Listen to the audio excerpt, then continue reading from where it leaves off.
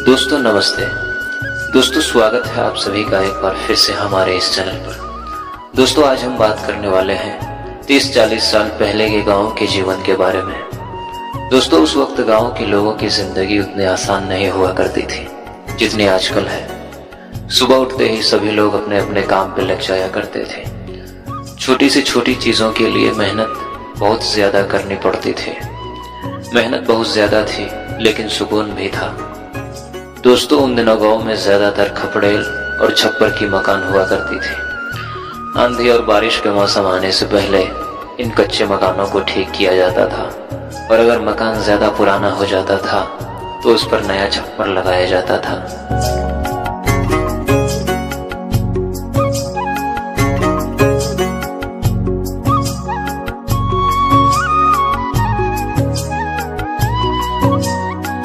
और दोस्तों उन दिनों खेती का सारा काम बैलों के द्वारा ही किया जाता था।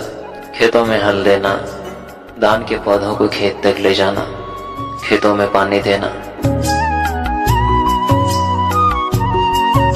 फसल की कटाई के बाद उसको घर लाना और फसल को तैयार भी बैलों के द्वारा ही किया जाता था। खेती के अलावा कहीं जाने आने के लिए बैलगाड़ी और शादी में बारात भी बैलगाड़ी से ही जाया करते थे। और दोस्तों उस समय गन्ने का रस भी बैलों के द्वारा ही निकाला जाता था।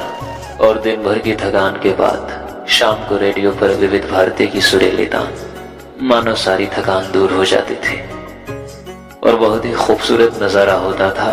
वो बुजुर्गों की लगी चौपाल, इधर उधर की बातें और आने जाने वाले लोगों को टोकना और चारा मशीन से घास को काटकर पशुओं को बड़े ही प्यार से खिलाना और थोड़ी सी पानी निकालने के लिए मेहनत बहुत ज्यादा करना। और दोस्तों उस समय गांव में अनाज इसी में रखा जाता था। ये मिट्टी से बनाया जाता है, इसे डेहरी बोलते हैं। इसमें अनाज बहुत दिनों तक सुरक्षित रहता था। और गांव में नदी में नहाने का मजा ही कुछ और होता था। गर्मी के मौसम में एक भी दिन नदी में नहाए बगैर नहीं गुजरता था।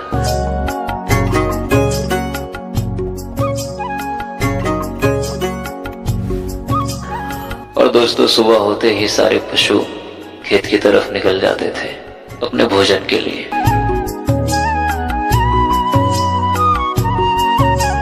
और दोस्तों रोज शाम के वक्त गांव में बाजार लगती थी। दिन भर काम करने के बाद लोग शाम को बाजार जाते थे सब्जियां खरीदने।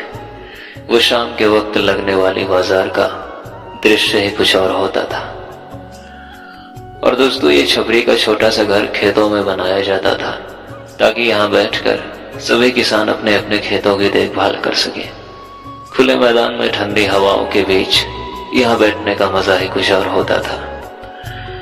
और दोस्तों कुछ इस तरह की हुआ करती थी पहले गांव का रसोई घर, जो पूरी तरह से मिट्टी की बनी होती थी और बड़े बड़े चूल्हे को भी मिट्टी से बनाया जाता था।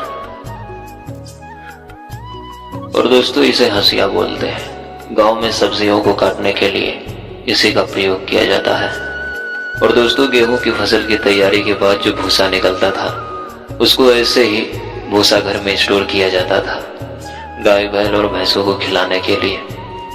और दोस्तों गांव में जब भी कोई त्योहार आता था तो उसके पहले घर की सफाई की जाती थी और गीली मिट्टी से घर आंगन और घर की दीवार हर जगह पुताई की जाती थी।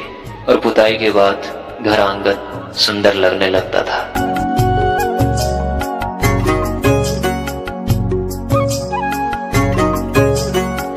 और दोस्तों उस समय जब गांव की महिलाएं कुएं से पानी भर के लाते थे तो उसको मिट्टी के घड़े में स्टोक करके रखा जाता था खाना बनाने और पीने के लिए।